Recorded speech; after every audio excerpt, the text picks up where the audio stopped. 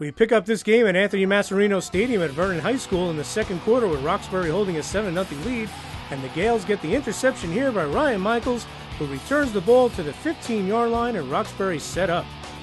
And the Gaels cash it in. Watch quarterback Brandon Reifberg take it around the left end as he barrels into the end zone from 15 yards out, and the Gaels take a 13-0 lead with 6:24 left in the first half.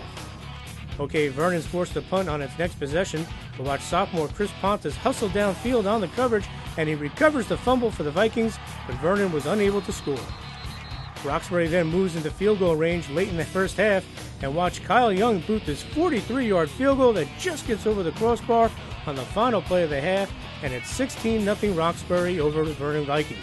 Okay, third quarter action, and watch Vernon's defense, which was outstanding all night, get a great push up the middle led by Kyle Savitsky as the Vikings drop Roxbury quarterback Brandon Reifberg for a loss. Then watch Tommy Higginson of Vernon power his way for Vernon's first down of the second half to the Vernon 38, and the Vikes are moving. Vernon quarterback Chris Rourke then keeps it going for the Vikes as he rolls out and finds Chris Gonzalez, and watch the bruising fullback, he refuses to go down.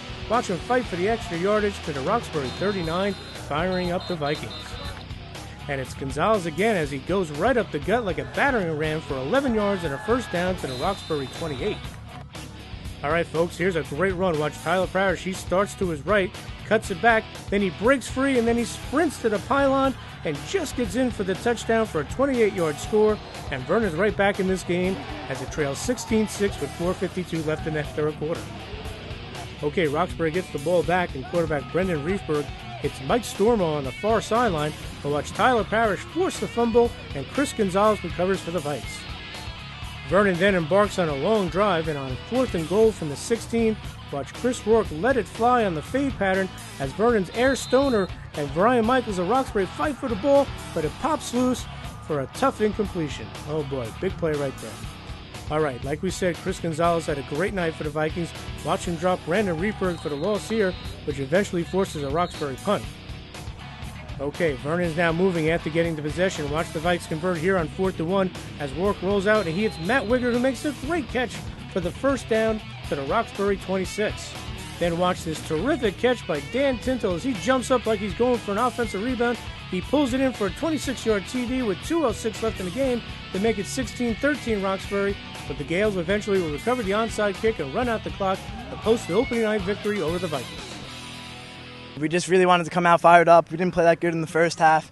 Second half we came out strong, but we just need to do that in the first half and it will turn out better. We gave it all we had, and we just got a slow start. Second half we shut them out and we put some points on the board, and we just started to get the fire up a little too late. We came out flat in the first half, and then the second half we turned it around. We just ran out of time. Well, let's hope so. We'll see how it all shakes out as far as where they end up and where we end up. Good, hard-fought battle. We need to start a little quicker. I mean, that's starting to see that a couple times. We saw that in our game scrimmage.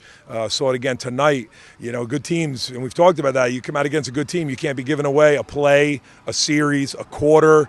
Can't do it because you might get in a hole you can't dig out of, and that might be what happened tonight. Vernon's defense was tremendous tonight, holding Roxbury to 16 points and shutting them out in the second half.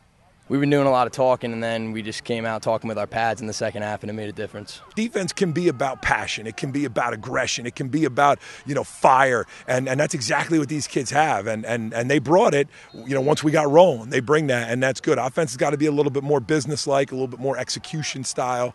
And we'll get there. We're fine. We're light years. I mean, I don't know, 2 years ago, if people remember, Roxbury-Vernon game wasn't even close. So it's okay. It's not where we want to be. We wanted to win this football game, but we're not throwing our hands up right now. We're going to come out and win a football game next Friday. Despite the loss, the Vikings want to build on this, and they have a big game against Montville next week when Jim Delaney, the former High Point coach, comes to town. We played well tonight, but I think we could have done a little better, and we're just hoping to carry the second half into next week's game. We're just trying to improve a lot, and we just got to come up fired up every time, and then we'll win, and that's it. Bringing them to an onside kick in the second half was really key, and we're going to build off that into next week, and we should get the win.